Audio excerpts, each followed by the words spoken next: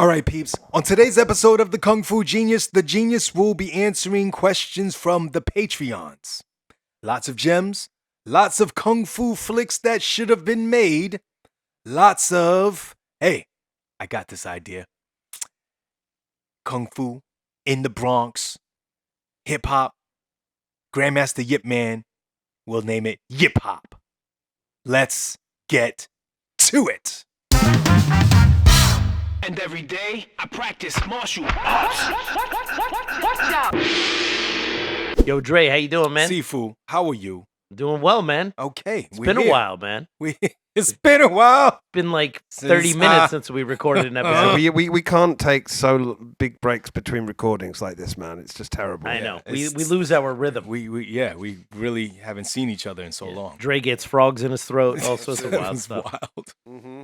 Yeah, so here we are with another episode of the Kung Fu Genius. We're doing another question from one of our Patreon supporters. So our Patreon supporters give us such great questions.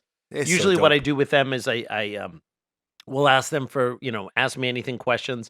A lot of the time it's Wing Chun based stuff. So like I really do more Wing Chun Love specific stuff for the both the Patreons and for the YouTube members.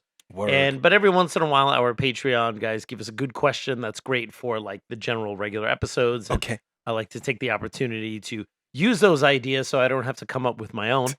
And that's always very helpful. And before we get started, just want to remind everyone that the best way to support the Kung Fu Genius is on Patreon. Patreon.com/the Kung Fu Genius for all your Kung Fu Genius needs. For as little as $5 a month, you can support your favorite New York-based Kung Fu podcast. And you get access to episodes early, as well as a bunch of other goodies. Higher tiers of support get all sorts of cool shit. And if you don't want to support us on Patreon, you can support us right here on YouTube with YouTube memberships. All that information for both Patreon and YouTube is in the description below. So, Dre, what do you have for me? I have a question or a I guess request. Request? Okay. Garrett Tansel. All right. Our Fantastic. boy. I'd just like to say, as a DJ, I don't do requests. Man, Coming in the air tonight. And your hair. I like this. I have a more lighthearted, not so serious question for the KFG. Good. It's not a Tom Bleecker question, is it? All right, X that. Oh, he said lighthearted, just not Light. unimportant. Oh, okay. Oh, got it, yeah, got it, yeah. got it, yeah. Knowing you're a big fan of Kung Fu flicks, what story adaptation would you like to see about Yip Man / Wing Chun? Fictional or not, provided it would be done well, unlike a lot of the newer releases of most martial arts movies these days. Wow, that's a Thanks. great question.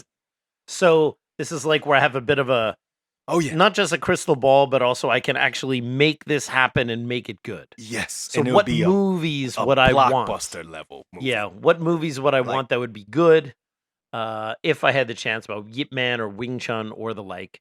That's a great question. By the way, there is a new Wing Chun-ish movie. It's called 100 Yards. I have not seen it yet. I When know did it our come boy out? Topher has seen it. Oh. Probably by the time this episode comes out, I would have seen it because I Yeah. already asked how I could get a hold of a copy of it. So I want to see 100 yards. it is a Wing Chun movie that focuses mostly on the weapons, the knives. So it gives me a little bit of vibes of The Final Master, which I wasn't like a huge fan of. Ah, Although didn't we go see that together? The Final Master. the one with the knives, It was I saw- something in the theater I I saw it in the theater, but I think I also saw that with Rick Myers. I'm pretty Okay. sure I saw that with Rick Myers. But you might have been with us. I don't remember. Mm. But a lot of people really liked it. I thought it was. I'm not I've a never huge seen fan. a movie with you and Rick Myers. Okay. I Then know that. then it For must have been a something fact. else that we saw. I'm not a huge fan of mainland Chinese movies. Oh yeah. why so? However, because they're made for mainland Chinese sensibilities. Mm. But every once in a while they do some really good stuff. People really like The Final Master. It had knife stuff. It was almost like a Wing Chun Bacham Do movie.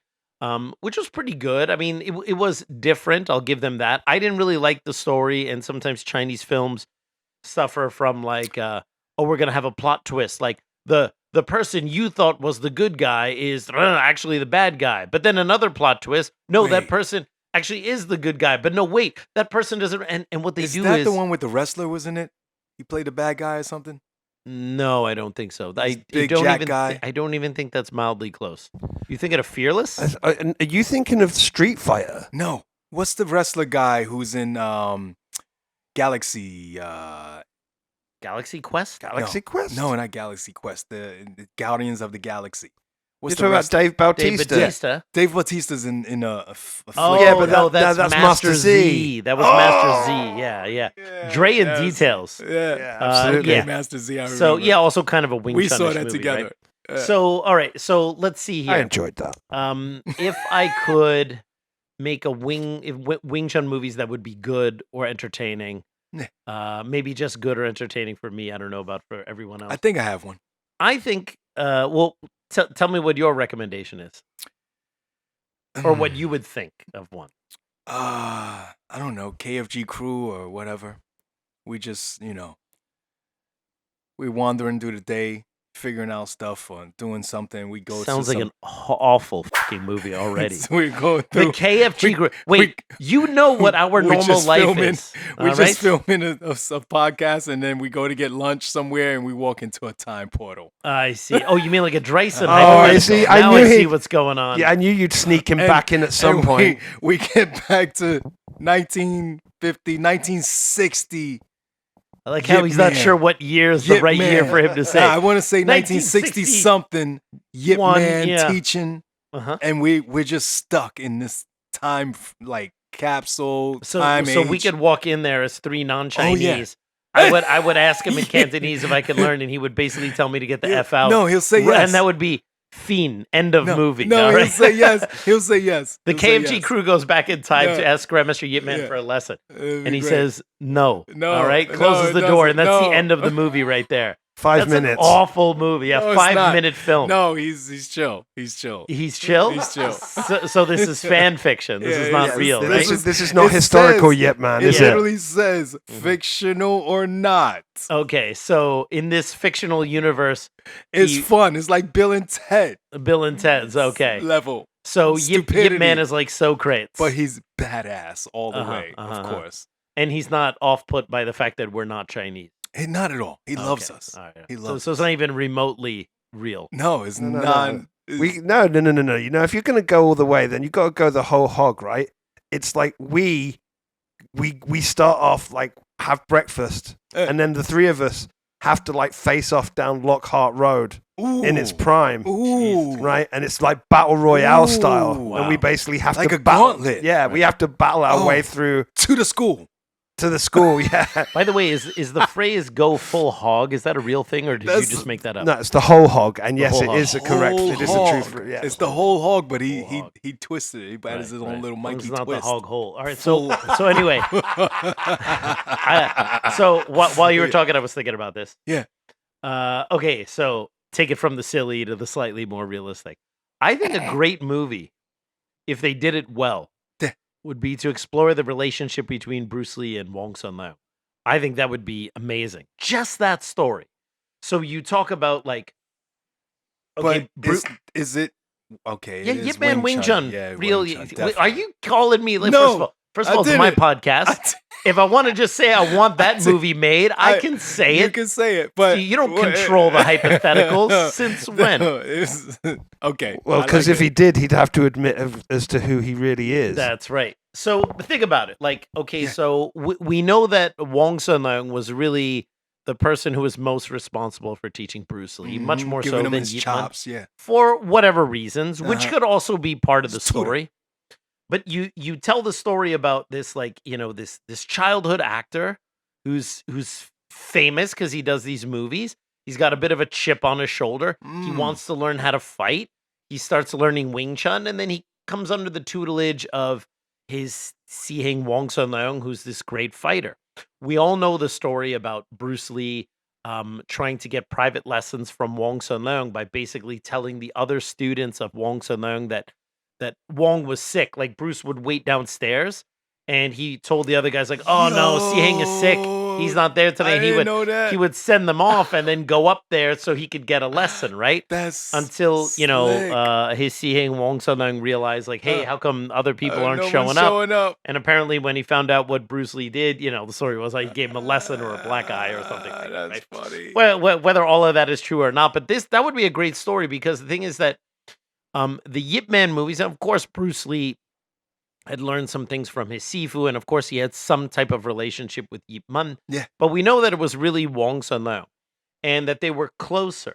And Bruce, when he had his first fight, supposedly the first round didn't go very well, and then based on like his seeing Wong's encouragement, he came back and was able to do it. So this idea of seeing like who really was the guy who kind of mentored and tutored Bruce Lee to be the guy that he would later become, without none of the story would be about what Bruce Lee would later become, except maybe for the end. So you would have like Bruce Lee in the late 50s, high school student, there under like his Siheng's tutelage, right? And their relationship, and explore that and explore the fights and explore all the different things that went on. And maybe you could even have like William Chung and Hawkins Chung and all these other guys represented. And maybe a couple of those little stories are kind of interwoven in there. And then Bruce Lee leaves Hong Kong and he doesn't come back really until about 11, 12 years later. I mean, he may have seen Wong Leung on some visits in the meantime, but like Bruce Lee later comes back and becomes this huge movie star. And we know that he met with Wong again once he was Bruce Lee, who had created Jeet Kune Do, and he had brought Wong Leung on the set of Enter the Dragon, and they had some sparring match that Wan Kam Leung talked about. So this kind of like story where you tell their relationship, right? And then he leaves, and then all these years later he comes back, and Bruce is kind of like a bit of a different person, but he's still the guy who loves his Siheng. That's why he's kind of bringing him along and see how he changed and see how that maybe changed their relationship. I think there's something really cool to explore there. I think a really good writer, That is cool. I like a really it. good I would writer could watch put that. something in there, because it's like, yes, Yip Man and Yip Man and Bruce Lee, yeah, we get all that, but that story in some form or another has been told. And I'm not talking about documentary. I'm talking about like a well-scripted, dramatic movie with great action between Wong Leung and Bruce Lee, and this relationship, and then this gap, and then when they came back. Or maybe the story is told first from when they meet each other after Bruce becomes a big star, and their relationship is then told in flashbacks, right? So I think there's something really good there, and perhaps maybe someone who's a writer and has some good Some ideas can skills. take that inspiration and maybe do something. I think that's something like that. Would you be watch really that good. movie, Mikey? I would absolutely watch that movie. Yeah. Yeah. I can't help feeling though, because I keep getting sent the same Chuck Norris, Bruce Lee thing that says that music changes the vibe of everything. Yeah, which was a big thing 2.5 years ago when it first came out. Yeah, there were, The memes make the rounds, like after a while they go dead and then they come back again. yeah, oh, absolutely. Look, if there was a masters in memes, I would definitely graduate summa cum laude. You know what I'm saying? But the fact of the matter is that as you're telling me all of that, it sounds like an awesome movie that I really, really want to watch. But yet, because I'm so memed out, I'm like, well, when they come back together, will they be some kind of? They better get the music right. They can't like hint at anything that's not other than a really, really cool like brotherly relationship. Right, exactly. Because you could just see like Hollywood or something else, especially Hollywood right now, would have to kind of make it that like, maybe there was something a little more there. You know what Like I mean? they're playing Careless Whisper when they see Yes, each other. Right? exactly Got it. that. Understood. Yeah, as long as they just told the story in a good way, that's all I would care about. I think right? I have another one. Oh, what do you got? I think I even have a title. Oh, Jesus Christ. Here we go. Go ahead. Oh no. Rooftop Rumbles. Rooftop Rumbles? Yeah. That sounds more like a title of a YouTube video than a movie, though. Oh, okay. Well, Also, or it could be like, it sounds like Rumble on a rooftop. you're about to do like a West Side Story style kung fu musical. No, we're not going that route. Oh, yeah, that'd be great. No. Yeah. No, what no, about but, no, but this is basically about how Yip Man figured out how to popularize Wing Chun and all the rooftop rumbles, like what Yeah. was it You're right. the moment that really talk about made like it those spin early off and get- periods yeah. and how they developed the name and the reputation. Yeah, Mhm. which I mean, of course, could also be part of my way better idea for the Wong Sun and Bruce Lee movie. It could be thrown in there, but Because it is kind of part think- of the same I thing, right? think, yeah. Yeah, no, I think that'd be great. Why not? I think that'd be totally be cool. awesome. Hey everyone, it's the Kung Fu Genius. Fans and practitioners all know that the wooden dummy is the most coveted tool in Wing Chun, and now you can learn all about it in my cleverly titled book, The Wooden Dummy. I wrote this guide with you, the practitioner, in mind. Rather than mystifying any of the concepts or hiding so-called secrets, I've laid it all out in meticulous detail.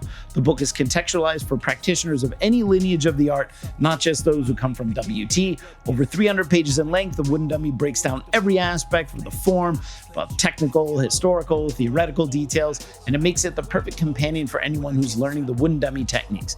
I've even sweetened the deal for you. If you want to get a copy of this book signed by me, just use the coupon code SIGNATURE when you purchase the unsigned copy, and you will get the signed copy at no additional cost. So go to the link below or go to citywingchun.com/shop. Look up the Wooden Dummy book. Don't miss your chance. This is definitely one of the best books I've ever written on the wooden dummy, and I hope you'll find it's the best book ever written on the wooden dummy. Get yours today. Check it out. Also, many Bruce Lee movies have been made, biopics and things like that. One of my favorites is Bruce Lee, My Brother, which actually tells the early story of Bruce Lee, but it tells kind of like his whole early life leading up. Basically, the final scene is when he leaves Hong Kong to go to the States, and it's well done. It's pretty accurate, although it's got some dramatized elements in it. But I think, maybe taking one aspect, like the Wong Sun Leung thing, and really going into that, I think would make a richer story. But also, I think Bruce Lee in the States when he first came. So if you just tell him like forget the silly Philip Birth of the Dragon crap, all right? In my mind, I've still never seen that movie, right? And I refuse to watch it. I just Birth of a just don't- Dragon. yeah, I I just thought don't you wanna meant see the Dragon, the Bruce Lee story. was I like, wait, thought you the have Bruce Lee story. I thought Birth of the Dragon was some Jeez. Game of Thrones thing, like a dragon gets birthed.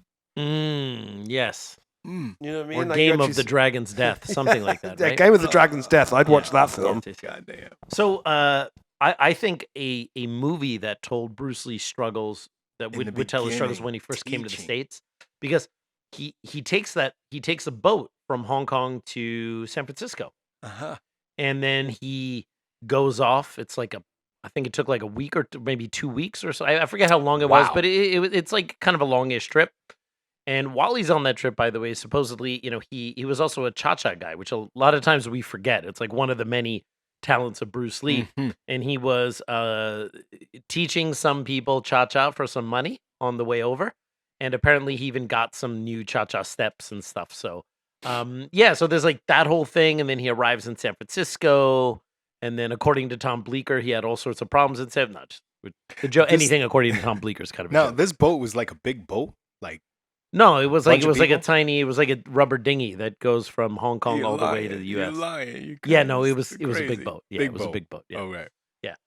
it wasn't a 19-foot Boston whaler. All right. Mm. So yeah, no, it was like a ship. Mm-hmm. So then he's in San Francisco, and then he's like learning the ropes of how things work in the States. He makes his way up to Seattle, and then he's got all that. It's also, I think, another interesting movie just talking about Bruce's first couple years in the States and like that kind of stuff. Like really Bruce Lee before he became the Bruce Lee we all know. Like Now- almost like Batman Year One. I always like these early raw versions of someone, right? Explore that. How long was he in the States until he met Linda?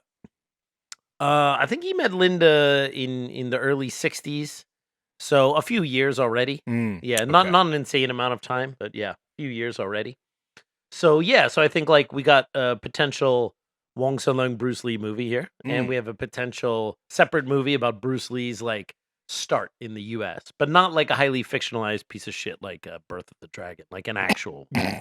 Well, Now another, I think I was just thinking about it. Okay, so that was a little bit about Bruce Lee and his whole thing, right? And a little some Yip Man stuff in there. I don't know how many other Yip Men movies we need at this point. Although, according to this question here, I basically have my chance to write the ones that I want. and do it in a way that I would like to do. By and the way, yeah. the movie that I came up with, we go into the time period when Bruce Lee started training as a teenager. That's Okay. the time period. That'd be cool. So that we can accidentally say something which makes him want to quit and then never becomes Bruce Lee. So that's your segue. Something Mikey would he's do. really selling this movie. Like, see how he interrupted your movie. I know. To like, hey, look, there's a connection to mine too. You know, my movie. Yeah. Yes. Hey, let's It's all already talk about. starting. Yeah. Come on, it's my movie. Yeah, I don't know. I mean, your movie's great, but let's talk about my movie. Yes. Dre. Yeah. You know, it's funny because normally when we do podcast episodes, I just talk about, whatever I think I know about Wing Chun or Bruce Lee or whatever. Yeah. And this is me actually being at my most creative. And I have to say, I feel like he's trying to like push in on my creative flow here. Oh, he is 100% doing that. Yeah. Why would I you feel feel like we're in that a way? boardroom pitching Why would some you meetings. feel that way? And right as I'm about No. to pitch mine, he comes in with his thing. No. Yeah. Oh, yeah. And it's always slightly bigger and better. Yeah. And also like incorporating some of my ideas No. that he was like improving in his head while I was talking. That's not what Yeah. was happening. Yeah, Well, you no, know, I think I see what's The going That's on. funny thing not- is those ideas that were yours, they're going to be his in about 5 minutes. Exactly. You know what I mean? No, I have to think now that's make what's sure that Dre's movie never gets made. happening. So I That's think great. that like a cool Yip Man movie would be a proper film about his early years.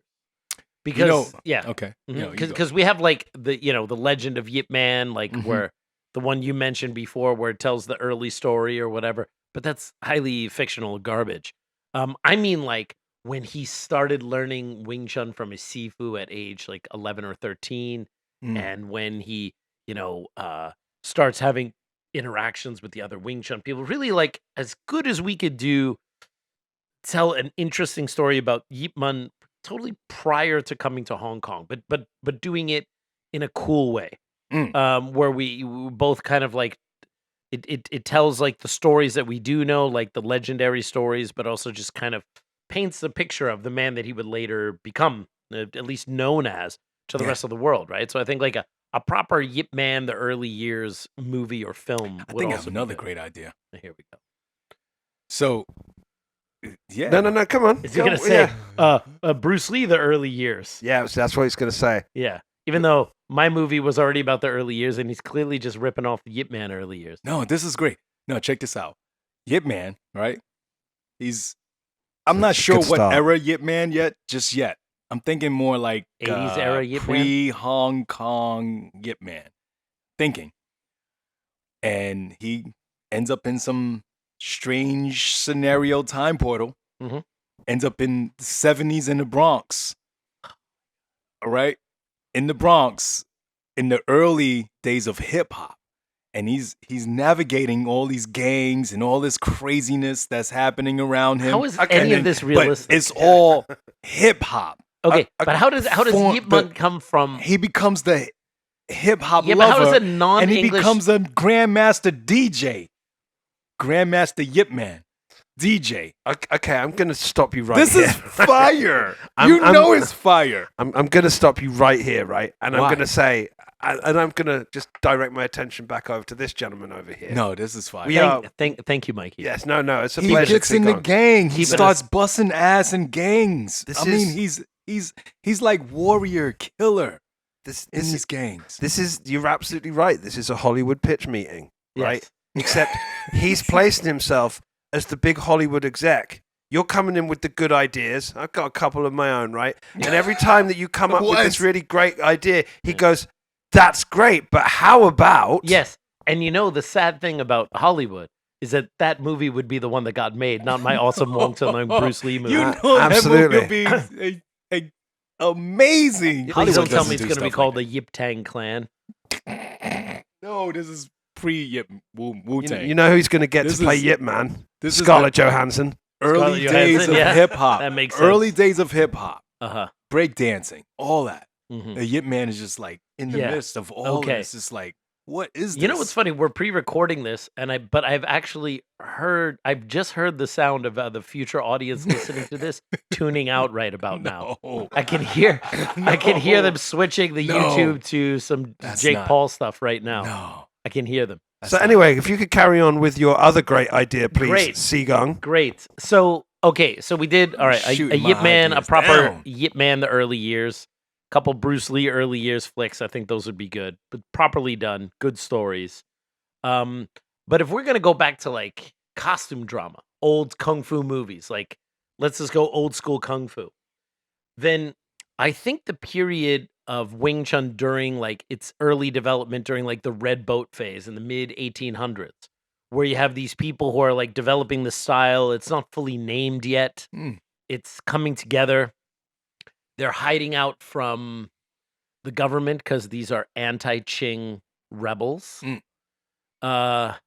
They're developing a style to help them in this mission, but they're also basically like always running from the Chinese po-po. Yeah. And so I think something about like a costume drama of like these triad societies who are developing Wing Chun and running from the government, trying to thwart the government while developing this kung fu style, which is yet unnamed. I think there's something there. Interesting. He seems upset now that we told him that his hip hop movie was no good. Oh, he's definitely upset. You can tell he feels like I am not attached to that movie. It's no attachment. So Yeah, I because cannot be then when I upset. started to go, he's looking at me. He's looking at me with these eyes like, you son of a bitch. I'm literally Yeah. Yip Man, hip hop. Didn't you see what happened when you combined hip hop. Kung Fu and hip hop, aka the Hip-hop. Wu-Tang Clan? And like you think Oh, that God. Yip Man and hip hop and Grandmaster Flash and DJing wouldn't be a better movie? And I can see all that in his eyes while he's It's looking at not me. even He did what I not was hear thinking. anything I just said It's about not my even Qing what I was Dynasty thinking. movies. No, I looking at actually me envisioned it. with It's pretty cool. laser eyes It's trying to pretty kill cool. me. No, that's Yeah. actually a really cool thing. They end up in close quarters a lot. They're like, oh, this works here. Blah blah blah. Oh fuck yeah, this is cool. Now, but these fucking cops are coming. I mean, the cops are all over the place. It's coming back to being a hip hop one again. you So know. then they start scratching these records that they found. You know, Yeah. the funny thing is that my idea for a Yip Man movie that would be non-fiction Oh, I gotta hear this. has unfortunately already been made, just not with Yip Man. What is it? Right. Well, I always wanted to do, was we were always talking about like, what's going to be Yip Man 5 and everything. I was like, I wanted to do Yip Man versus the zombies. But the thing Kind is, of go Bruce exploitation on it. yeah. But the thing about it is that there is actually a very that's on my list of TV shows to watch. There's an actually very well reviewed Asian show called Kingdom, which is essentially a period piece with all the intrigue of like Game of Thrones, political style, and they have to fight zombies. Like, Wow. and it's incredible. So basically, that idea's out of the window. But you should all go watch that Well, I show. don't know. You know, whenever an idea makes it big in entertainment, then there's always spin-off ideas. You could make a proper spin-off idea there. There you go. Yip Man versus the zombies. Yeah. There you go. I think it'll be good. No hip hop. Gonna spoil his plans there. So, Man. so I'm thinking also, you know, like the movies that I think are really interesting are movies like that. They take something that happened in real life, but it was almost like a one-off. Mhm. Like, do you remember the it was the Battle of the Sexes in tennis? Where Billie it was, Jean. Yeah, it was Billie Jean Billie King, Jean right? King. Versus who was the who I did, can't remember who the tennis there was. Yeah, but I remember the movie. You're going to I'll look look this it up, up, right? I'll- Yeah, yeah, I'll look it absolutely. up so we Billie don't sound Jean like that. King versus. Wow. That is Bobby classic. Riggs. Okay. So remember, like, there was that Battle of the Sexes. It was like Billie Jean King and Bobby Riggs. Bobby Bob, Riggs. yeah, Bobby. Yes. And so, but that was like a one-off thing, and it was like something. So it's not really a movie about Billie Jean King per se or Bobby Riggs, but about this one thing that happened where it was like, okay, who can win, the male or the female, like in tennis, like who could, you know, can a woman beat a man or whatever, right? And so then you have a story about these one-off things, and I think those make interesting movies. So rather than like doing another full-blown like Bruce Lee biopic, you take, you know, kind of what the Birth of the Dragon tried to do with the Wong Jack Man fight, but you take this like one-off thing that happened and you explore that story into detail, like Bruce's relationship with Wong Leung and so on, right? And then you could take something like the Lao Dai Chun challenging Bruce Lee and do the story from Lao Dai Chun's perspective. Interesting. Yeah, and then you wouldn't even really have to have Bruce Lee in there that much. So you have like this up and coming actor in Hong Kong who's like he's about to make it big, but then suddenly Bruce Lee comes and blows everyone out of the water. And then like Lao Tai Chun could have maybe been a star. Doubtful actually, but in his mind, from his perspective, he could be a star, but now everyone wants to do stuff like Bruce Lee. I think people watch that too. And then he's like, he feels off put by this, right? So then he realizes in order to make a name for himself, in order to become ascendant, he needs to call out Bruce Lee. And he starts doing what Lao Dai Chun did in real life, is calling out Bruce Lee in the newspapers. And it's a bunch of blah, blah, blah. And you could tell the story from his perspective where it's like, he's confident in his skills, but he knows that, if he could have a chance to fight Bruce Lee, because Lao Tai Chun was a legit martial artist, he wasn't just a movie guy. He had some boxing and he had some wrestling, that he thought maybe almost like he understood how powerful wrestling was in those days, like pre-UFC. So he's got this game plan that he will wrestle the great Bruce Lee and make him look like someone who can't fight. Wow. And his entire future is riding on this. And he's taunting Bruce Lee, and Bruce is not biting, and Bruce is not biting. And then finally he gets his match. And like it doesn't go his way. You see what I mean? Okay. And I think that there's something to tell about that, which I think would be a really, really interesting story. Wow. Just go into that. The way the Battle of the Sexes movie went into just that one thing about Billie Jean King and Bobby Riggs and told that whole story and kind of hyped that thing up, right? You gonna say something, Mikey? Yeah, I said the movie that we all really want to get made, that unfortunately probably isn't going to get made because I don't think we'll ever be able to get all of the information we need. Yeah. It's got to be Yip Man and Tong Sang. Yeah, I was actually thinking about that, and I'm going to come to that because when I first got the question, that was what I wrote down first. So, and then I was like, okay, before I go to that one, because that's my easy go-to, I wanted to think if I could come up with anything else, but we will definitely get to that because I think that is like the crown, that would be the crowning achievement right there. Speaking of these kind of one-off things that happen, now, of course, to make the movie good, you would have to dramatize it and make this story like a bigger, like the Bruce Lee Lao Tai Chun thing was a little bit, depending on whether they fought or not, tiny bit of a nothing burger, but it was something. It was something enough for Bruce to mention it in his phone call. A lot of publicity. And and if you think about it, like Bruce was the only one with something to lose because Lao Tai Chun was like a nobody. Now, if Bruce beats a nobody, he beat a nobody. But if Bruce lost to a nobody, he would lose everything. So the thing is, he was like kind of at that point in his career in a position where it was like, he's kind of damned if he does, damned if he doesn't. You know what I mean? And then if he just doesn't do anything, then it looks like he's like afraid to fight some like unknown guy, right? So it's a really weird position to have to be in, right? So there was another similar situation. And this was a number of years later. There was a movie producer named U.S.A. I think most people called him NG. And U.S.A. was the one who produced Snake and the Eagle's Shadow and Drunken Master, which launched Jackie Chan's career by putting him really for the first time properly as a kung fu comedian. So rather than trying to, make Jackie just another tough guy, put him in a comedy and really showcase what Jackie can do. That was U.S.A.'s brilliance. U.S.A. later did a bunch of Bruceploitation movies and then eventually did like No Retreat, No Surrender in the States, right? That's U.S.A. So U.S.A. was a kind of he's a very smart guy who kind of understood the trends, but he's also like someone who didn't really he doesn't do a lot of interviews. He doesn't publicly speak about a lot of this kind of stuff. But he was a very shrewd businessman and marketer. So he had his own film company called Seasonal Films, which both Drunken Master and Snake and the Eagle's Shadow they weren't Golden Harvest films, they were seasonal films. And U.S.A. had his own roster of actors that were, making films with him. And one of them was the great Huang Zhanglei, who, for anyone who's seen Drunken Master or Snake and the Eagle's Shadow, he's the villain.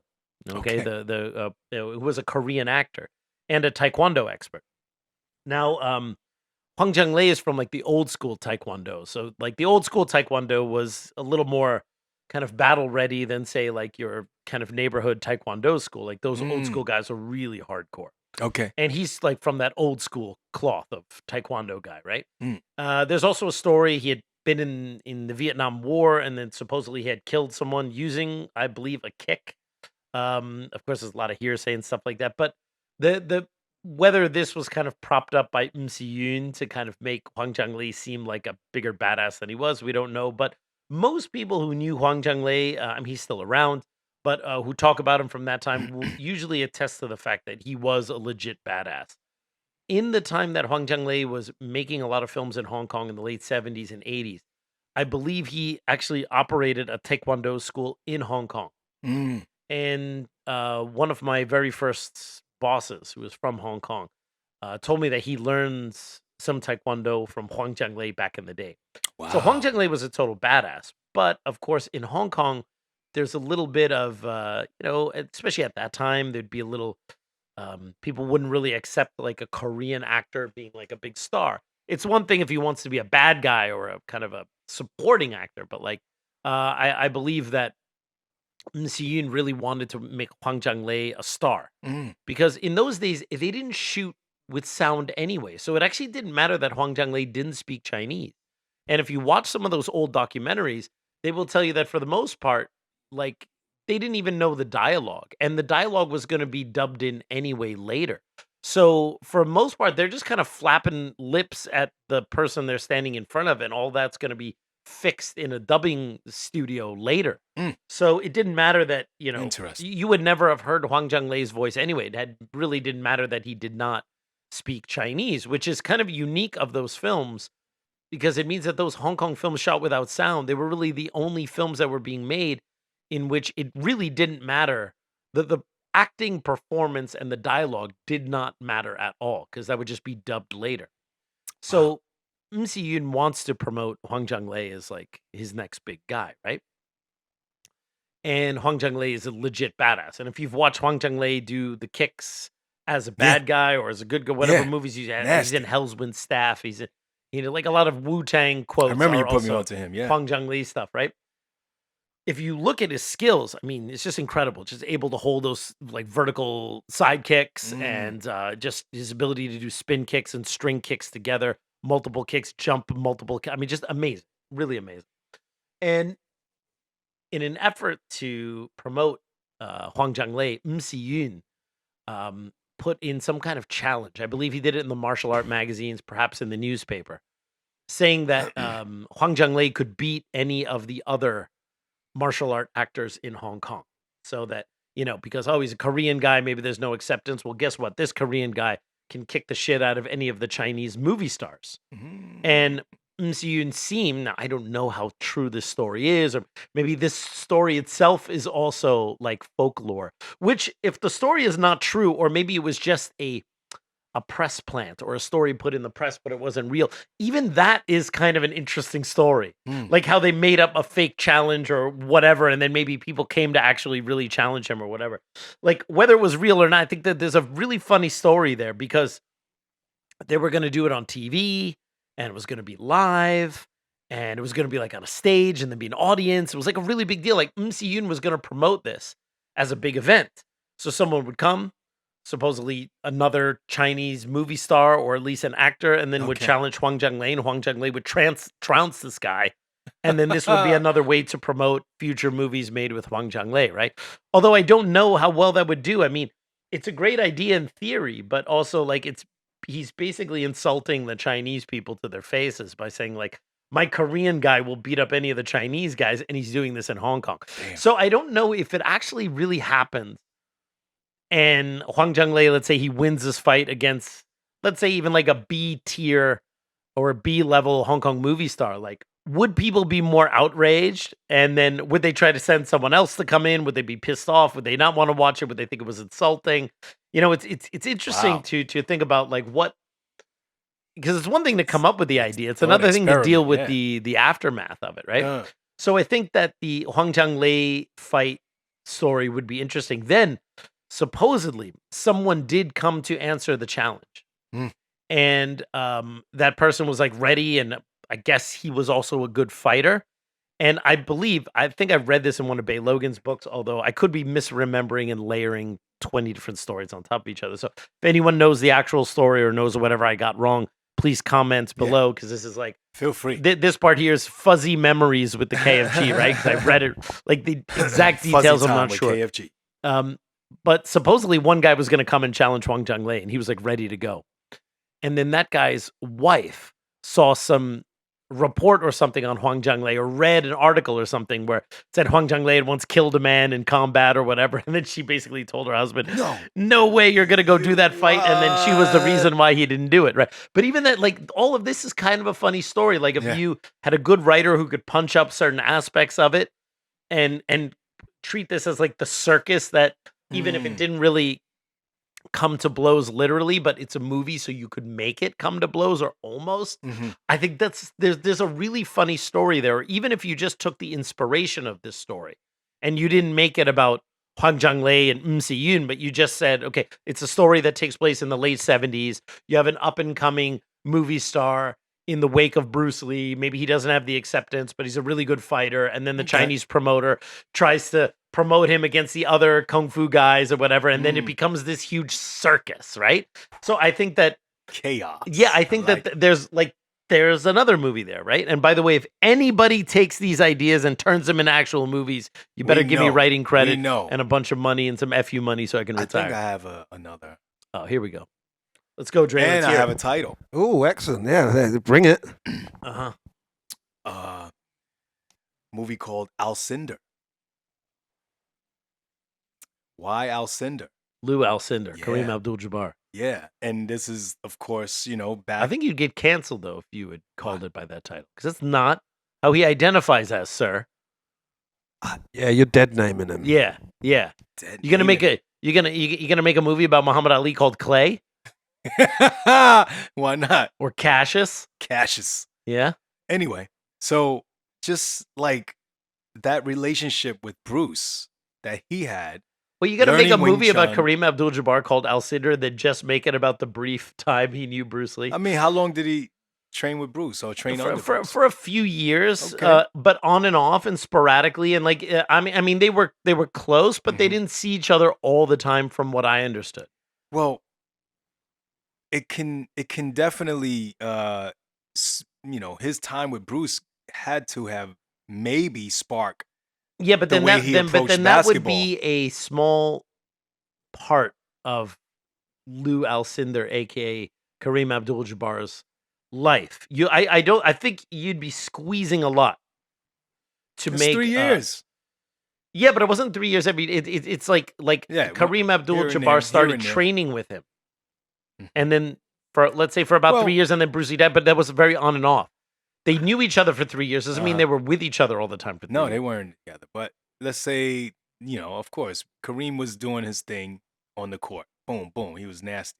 Mhm. But with Bruce and meeting Bruce and learning different things through Bruce, it He took improved his his game to a basketball. whole new level.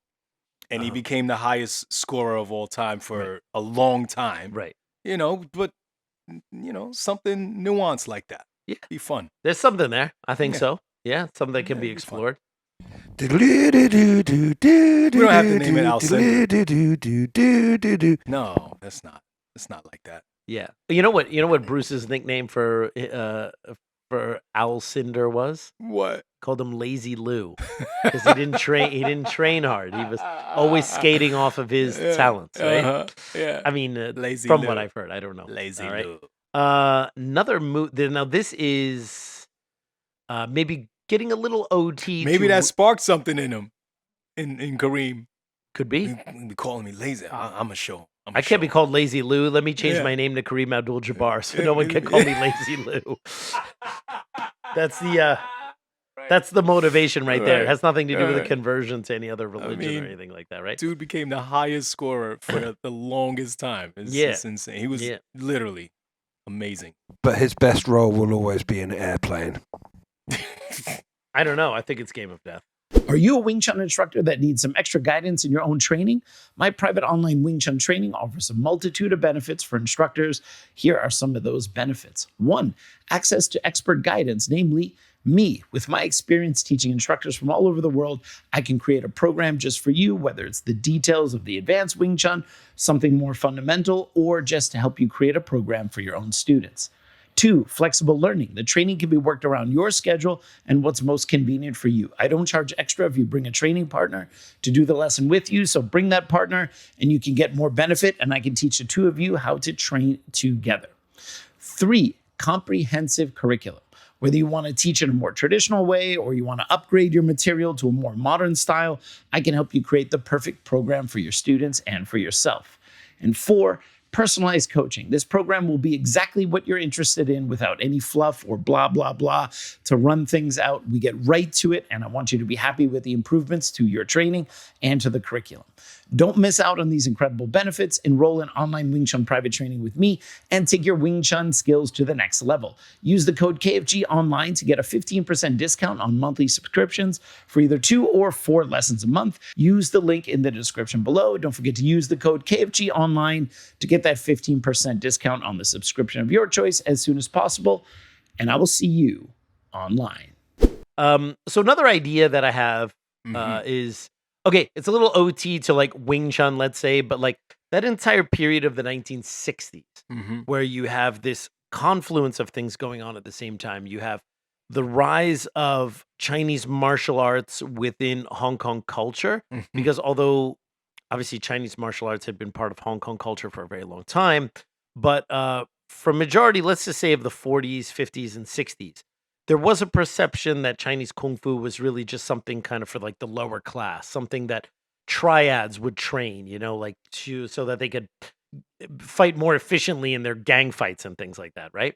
But it didn't have this reputation as being something honorable or being something that like good boys would do. It's something like, you know, it's like for ruffians, right? And then because of the influence of some films in the late 60s, because of the changing of attitudes, like martial art contests becoming legal, martial arts schools having to formally form associations and companies in the late 60s. So now everything's kind of going more legit. There was a shift in the public perception of Chinese martial arts. Also in the late 60s when Leung opened the first Chinese martial arts class at a higher education institution, where he opened the Wing Chun class at Baptist University. And then you had tons of students learning it. So now suddenly the attitude is changing. More people are interested in it. It's, you know, the culture is shifting a little bit. And these things happen just in the years prior to Bruce Lee making his first film. So it's almost like that era of the late 60s was kind of teeing up Bruce Lee to come in, right?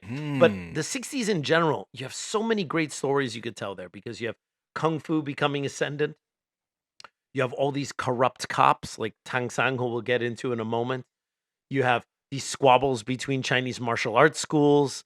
So you have gangsters, you have cops, you have Kung Fu. And these are 3 really great topics for action movies, right? And if you could blend cops and Kung Fu and gangsters, you know, there's lots of stories you could tell from that time period that were just really, really rich.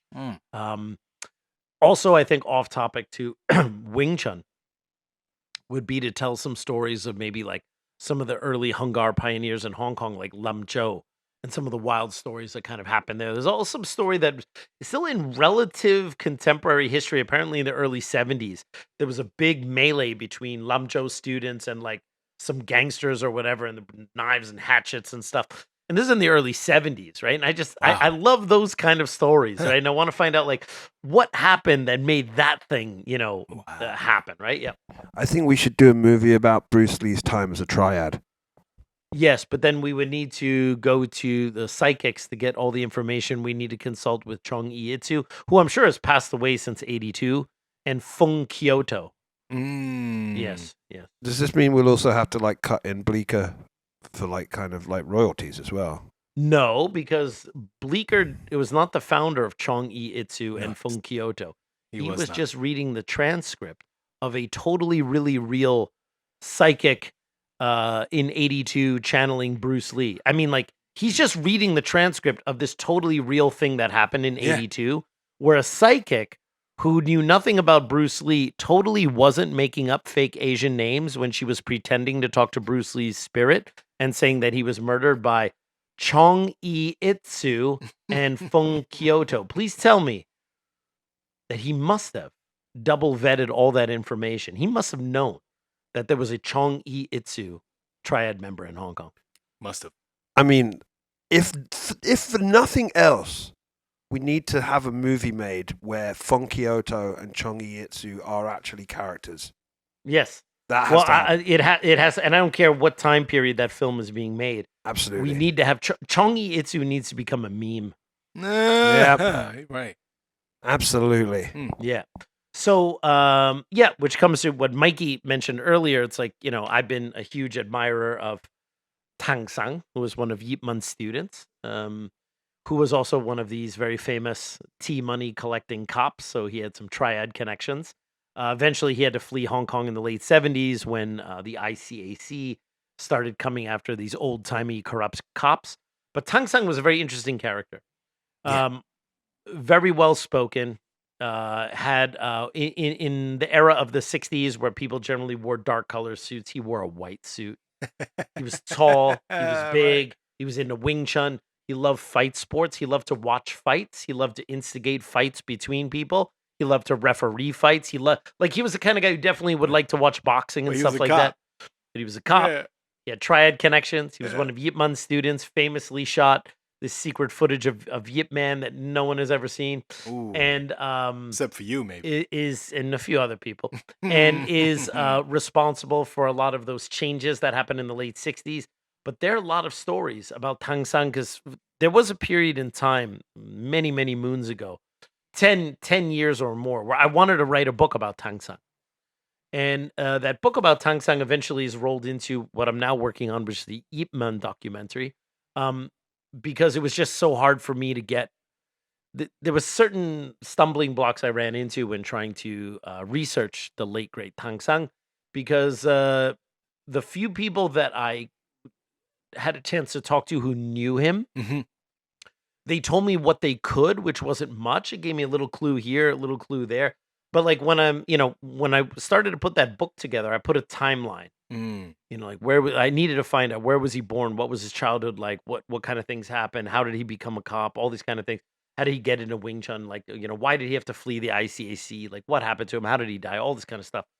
And I started filling in little odds and ends where I could get it, but there were still such huge gaps that I didn't quite have enough to really put something together that would be anything more than a pamphlet. And for the longest time, there was a Wikipedia page. I think the Wikipedia page is since down because, if you don't keep up with it, or maybe if Wikipedia doesn't think it's relevant, they take it down. But at least for a solid number of years, there was a Wikipedia page on Tong Sang, and people would always send it to me, and I'd be like, "Oh, thank you. Yeah, I'm actually the one who wrote it." It's like all that information comes from me. And then there was even a Wing Chun snake oil salesman who once wrote a book many, many years ago and plagiarized an entire paragraph on Tong Sang, out of one of my articles written about Tong Sang for Wing Chun Illustrated magazine.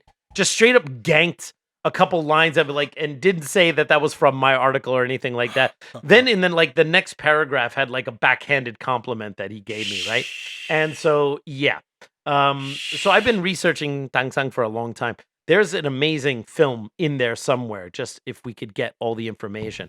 I imagine it kind of like the beginning of the movie. So you have to imagine he loves Hong Kong. He loves his life there. He has all the money in the world because he was collecting fees from local triads for the longest time until he retires as a cop, I believe, in the late 60s. And then he has all the money he needs, has a couple houses in Hong Kong, from what I understood. And then in 1974, some 5 years after he retires, the ICAC is formed, which is the Independent Council or Commission Against Corruption. Corruption. Yeah, and they're going, or as local Chinese say, "I corrupt all cops," and then and they are like going after all this corruption, right? Because corruption is very rampant in Hong Kong, not just in the police, but the fire department, everywhere. It's like and so they want to root this out, and they start rooting out all the corrupt cops, and for the first few years. And then by 76, 77, a couple years in, they start going after like the older cops that retired before the ICAC. And they start gunning for people like Loy Lok and Tong Sang and whom their names are in the Wing Chun Athletic Association, including Loy Lok. Luilok. If you guys have a chance to Google that, Google Luilok is one of the biggest gangster cops. His name is in the Wing Chun Athletic Association. Is one of the original donors. So yeah, we had gangsters back in the original Yip Man Wing Chun school in Hong Kong, right? It's not the original one, the final one, I should say. And so he's a really interesting character. But then you have to imagine, by 77, 76, they're coming after him. He's already retired. He's living a pretty easy, comfortable life. And now the cops are on his shit because he's a former, quote unquote, corrupt cop. They arrest him. And they, put up a bail, which is pretty significant. Let's say the equivalent of, some tens of thousands, $60,000, something like that, right? Mm. He pays it in cash and walks out. And he's now pending his trial. Oh, no. And because he was involved in a lot of martial art activities, he went to Taiwan as a referee or something like that for a martial arts tournament that would be held in Taiwan. And they let him go on the boat because it was like, oh, he's just going to Taiwan for a week and then he'll come back. And he still has his trial or whatever. Tong Sang ends up going to Taiwan and then never comes back because Taiwan has no extradition policy with Hong Kong. So that's why a lot of those ex-gangsters and those corrupt Hong Kong dudes, portion of them went to Taiwan because then they would never be extradited to go back to Hong Kong. So there were at some point a bunch of dirty old gangsters and corrupt cops living in Taiwan, right? Gangsters. And so he goes there, and that's basically where he ends up spending the rest of his life until he passes away, I believe, very early 1987. And so there's a very interesting story to tell there. I always imagine, like, I've been thinking about it for a long time. How'd you I don't want to go that out? Find what out? That he'd passed away. Well, I knew that from my Sifu because my Sifu knew Tong Sang, and it was because Tong Sang passed away that my Sifu came into possession of the secret Yip Man footage. I see. And so I knew that he passed away. It was very unfortunate. One of the last things Tong Sang did was actually write a statement about Emin beating up William Cheung in that fight. I remember it was in the Wing Chun Welt magazine. They were like congratulating Emin in the issue after he had his challenge fight with William Cheung. And one of the congratulatory letters was from Tong Sang. And Tong Sang said something to the effect, I would have to go back and look at it, that, he was happy that this loudmouth William Cheung was someone finally told him to shut up or whatever, right? Yeah. And it seemed that was the general sentiment in the community at that time. Your Sifu knew Tong Sang. Yeah. How did they meet? Leung Ting arranged that because Tong Sang and Leung Ting were also close friends, which is why Tong Sang knew so much about Leung Ting's relationship with Yip Man. And you even see photos of the three of them together. And according to one of Sifu Leung Ting's old girlfriends from the late 60s, one of the cool things when he would visit me and teach seminars at my school back in the days, he would occasionally he would meet with people whom he knew like for a very long time. And some of them lived in New York. Some of them lived here in the States. And they would come to New York to visit him. So occasionally when he would come to New York, I would have the chance to meet one of his old friends from back in the day. Wow. And on one of those trips, he had one of his old girlfriends from the late 60s. Her name was Selena, I believe. And she came, and I got to hang out with her. And it was obviously her Western name. I don't know what her Chinese name was. And then she, I got to talk to her, and she was fascinating because if you look in the old Roots of Wing Chun book, where Yip Man was the guest of honor at the Baptist University event that Leung Ting held, Selena was actually performing the Chum Kiu form in front of Yip Man in one of the photos. And she showed me, she goes, oh, you see that girl doing the Chum Kiu in front of Yip Man? I'm like, yeah. She's like, oh, that's me. And I was like, oh, really? And then she's like, yeah. And then she told me something she was actually the reason why I got interested in Tong Sang. It was actually because Leung Ting's old girlfriend from back in the day. And she told me, she says, yeah, at that time when, her boyfriend Leung Ting was learning from Yip Man, she was his girlfriend, so she was hanging around. So she said they would go and have dim sum, and she would have dim sum with like Leung Ting and Yip Man and this guy named Tong Sang. And then I was like, oh, can you tell me about him? And then she pointed to Tong Sang's photo. I'm like, oh, I always saw that guy in the photos. I always wondered who he was. And then that's when she told me, like, yeah, he was a famous detective. He was taking money. And she told me some things about like how he did stuff or whatever, and how he would always pay. And he always had pull out his jacket. He always had fat stacks, and he would like he'd always pay for everyone and stuff. And then I was like, oh, this guy's really interesting, right? And then later I found out that Tong Sang had filmed this video, and I got more info from my Sifu, and then eventually saw the video. The interesting thing is that the perspective I got from Selena about Tong Sang and Leung and Yip Man was interesting because, of course, you know, there's some people who you know want to say Leung wasn't a student of Yip Man or whatever because he was originally a Leung Sang student or whatever. But here was like Leung Ting's girlfriend who had not seen him since the 70s. And she sees him, and then we're just sitting there. She's like, "Oh yeah, we used to go to dim sum with Yip Man all the time, and then after his training, they would go and have tea, and I would meet them, and then we would have tea together, like after he did the lessons." And then she said, like, "Oh, and I would talk to Yip Man all the time, and he was like very kind. He would occasionally say jokes." And then she told me something really interesting about him. She said, she told me that when she would talk to Yip Man, that Yip Man would look at her, and he would like really make eye contact and engage with her, and that wasn't really something normal for Chinese of his stature, because you have to imagine she's 19, 20 years old at the time. He's a very aged, famous grandmaster. There's also like kind of a male-female thing in Chinese culture at that time. Also, he's of a very high status. So it would be understandable if he didn't really engage with the girlfriend of his student too directly. But she said that whenever she would talk to him, he would like stop, he would look at her, he would engage with her. She said he had these amazing piercing eyes. And that's something you never hear from any of the male students of Yip Man. Like what it was like when Yip Man, like that's like females pick up on that stuff so well. Okay. And it was interesting to hear someone like she's like, obviously she had learned some Wing Chun from Leung Ting because she had done the Chum Kyu form in front of Yip Man. She said Yip Man actually selected her to do the Chum Kyu form. And but she said just like in the casual conversations, just how he was engaged, he was present, he would look at you. And those are kind of observations you don't really get from dudes.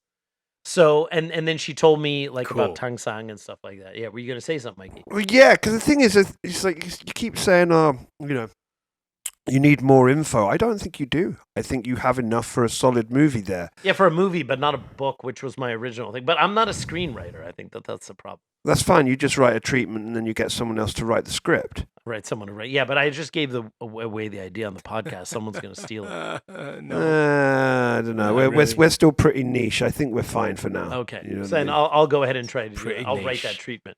So anyway, so actually I found out from Leung Ting's girlfriend who Tong Sang was. And then she told me like about hanging out with Yip Man and all that kind of stuff and what he was like.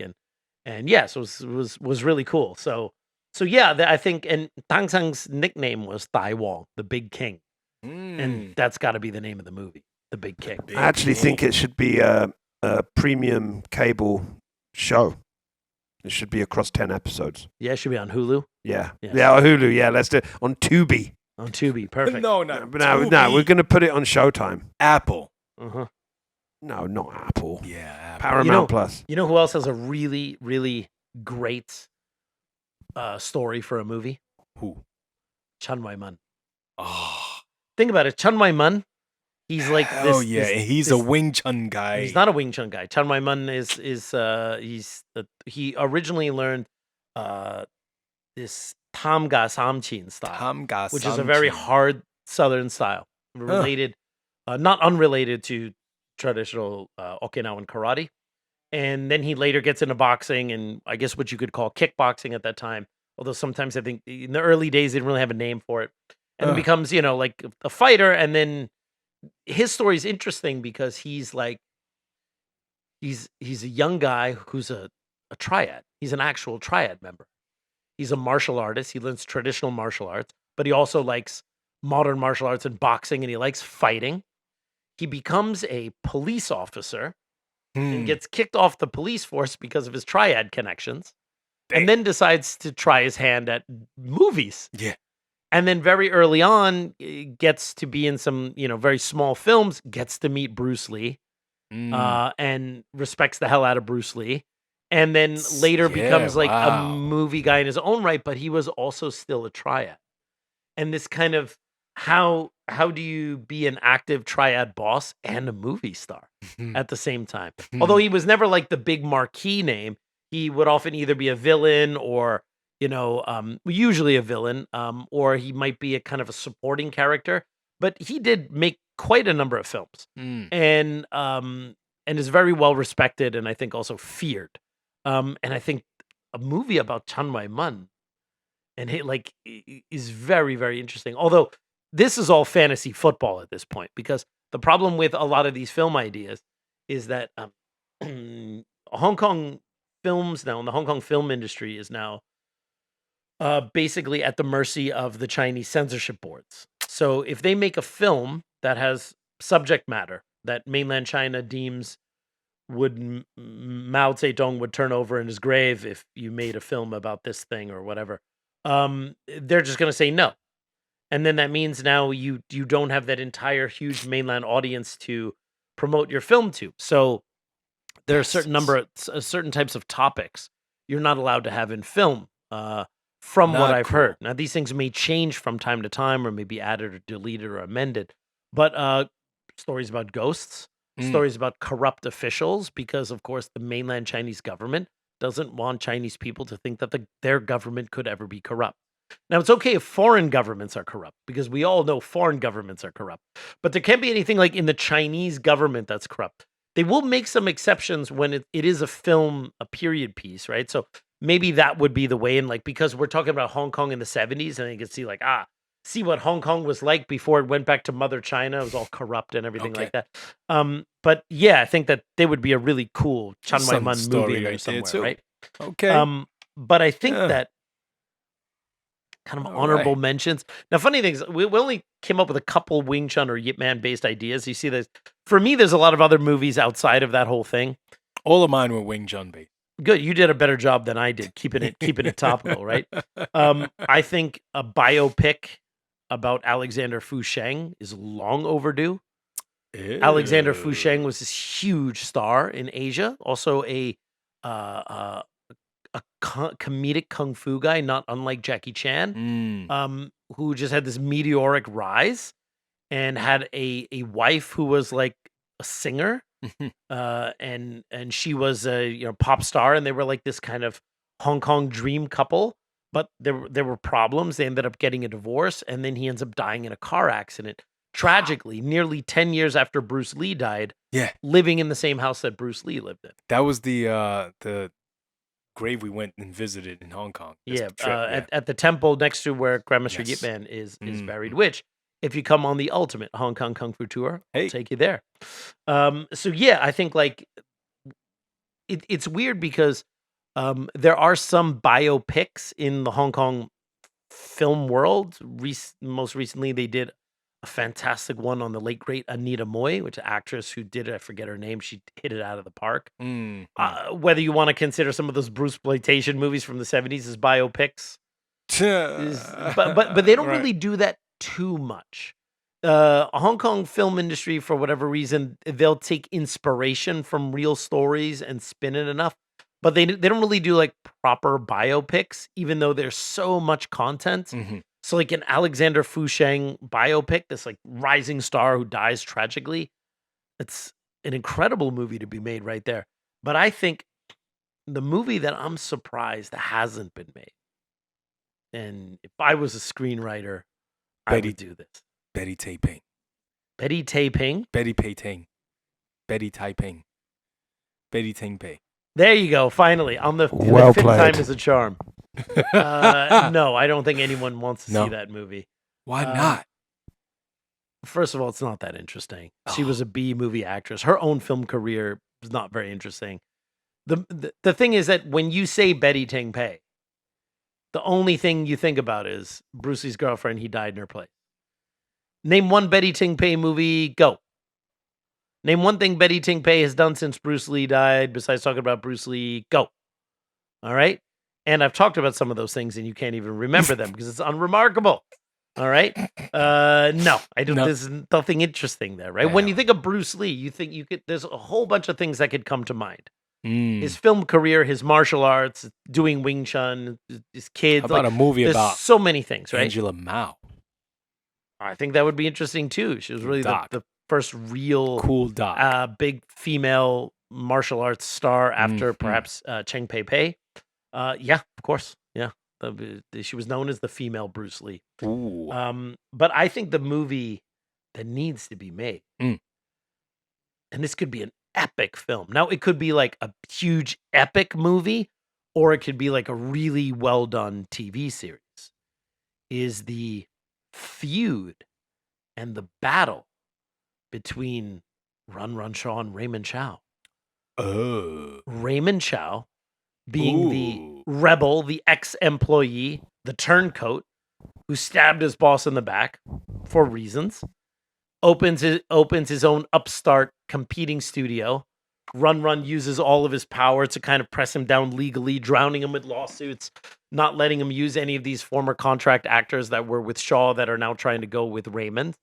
And one of the reasons why Raymond left is because Run put his mistress Mona Fong above Raymond. So like there's the whole thing about why Raymond left. There's a whole drama right there. Then Raymond kind of becoming this upstart, doing his own thing, right? Getting the old Cathay Studios and turning it into Golden Harvest Studios. And then he's broke and he's losing in court and he can't really do anything because his former boss is so powerful because Run Shaw is he's a mogul. Yeah. And this is just like Raymond is trying to like do something and he's being killed. And then he discovers Bruce Lee. Wow. And then he's able to, in certain respects, not necessarily in terms of the quality, but in terms of numbers, suddenly now make his old boss look like he's a bit passé. How did he discover Bruce Lee? So that was, I believe, it's actually because of Lo Wei, believe it or not, someone who Bruce ended up, not like, it was either Lo Wei's wife or Lo Wei's son that saw Bruce Lee on TV when he came to Hong Kong. And he did an interview, and they thought, oh, this guy looks really good. They tried to get him, but Bruce had already flown back to the States. And then they finally got in contact with him, and then they brought him over. And then eventually the deal for Big Boss was made, right? But it was because Bruce had gone to Hong Kong. He had made a TV appearance. And that was what did it, basically. It was because of the producer, Robert Chua, who put him on there, right? And so, and then all of a sudden, Raymond is now kicking his boss's ass, his former boss's ass, and then Bruce Lee dies. And he loses his cash cow. Ooh. And there is this constant push and pull between the two of them. And then he finds these other stars, and eventually Raymond gets Sammo and he gets Jackie Chan, and then they decide to do things more like Wing Chun, and then Shaw Brothers will do things more like Hong Kong. So you got this Hong Kong and Wing Chun narrative kind of going after each other. And I think that the feud between the two of them and whether they finally reconciled or what their relationship was like at the end, I think would be a really great story. And that's all I gotta say about that. All right, everyone. Well, I hope you enjoyed that episode of the Kung Fu Genius. As always, don't forget to subscribe to the Kung Fu Genius. Hit that bell for notifications. Support us on Patreon or here on YouTube with memberships. All that info is in the description below. And as always, I'll see you guys next time. Word is I'm a kung fu genius. Technique speaks for me, not lineage. Forget Jet Li, cause I'm the one. Many call me seafood, but to you I'm sea gung. And I produce masters. You surpassed us. Your kung fu stiffer than corpse and caskets. City Wing Chun is the house I built. Violate the gate and your blood gets spilt. Alex, Richter, always the victor. Tom Bleecker sucks. Ping. Ting. Ling. Wing Chun. Yo, Dre, how you doing, man? Sifu. Oh shit! And I was talking my fucking language. Some weird. My throat is like a weird. Shall we sound. do it again? Yeah. Do do do do do.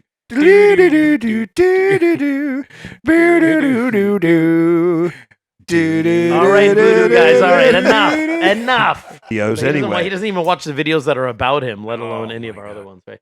And he thinks you're effeminate. That's great. To be fair, he's not wrong. When I look at Dre with a shaved head and goatee and broad shoulders and tattoos, right? I think like, man, what a chick. Absolutely, what a lady. He's so spot on with all his. And 12 years old is also what comes to mind when you see a dude with gray hair in his beard. All right, peeps. All right, peeps. On today's... Oh my God, you really do have that frog in you. Hey, yo. What the... Mint in your throat. You put it in your throat. That's what he's saying. Not anywhere else. Not the other place. That's where the hamster is. All right, peeps. On today's episode of the Kung Fu Genius, the genius will be answering questions from the Patreons. Lots of gems, lots of Kung Fu movies that should have been made, lots of yo. Man, you were doing just great. You should have just. You should have just. You should have yo. Lots of gems, lots of. God! God, he's got like a Luca Brasi from the Godfather kind of vibe going on.